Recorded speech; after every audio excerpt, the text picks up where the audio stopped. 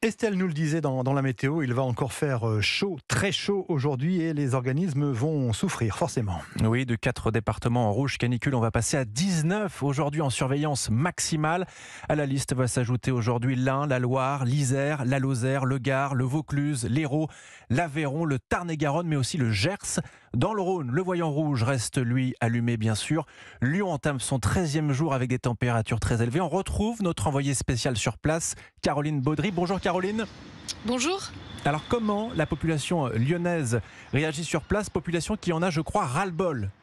Oui, eh bien, il compte les heures jusqu'à samedi, jour d'orage et de pluie. Et en attendant, c'est la même idée qui trotte dans la tête de nombreux Lyonnais rencontrés ce matin. Celle d'Aurélie, par exemple, 35 ans. Elle vit dans un appartement impossible à rafraîchir à Villeurbanne. Franchement, c'est de pire en pire.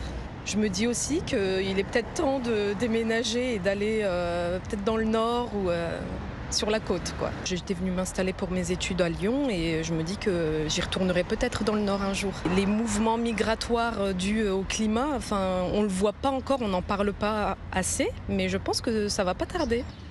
Michel passe à trottinette pour éviter de marcher, le front déjà trempé de sueur. Son t-shirt de rechange est accroché sur son guidon. Vivre dans un pays nordique, c'est un rêve d'enfant qui ressurgit ces derniers jours.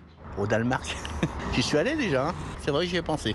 Dans le nord, j'ai vu que la chaleur est quand même beaucoup moins importante. Les canicules, maintenant, ça va être de plus en plus long et de plus en plus souvent. Et comme hier ce matin, les rues sont très peu fréquentées. Beaucoup de Lyonnais ont fui la ville et sa fournaise pour quelques jours.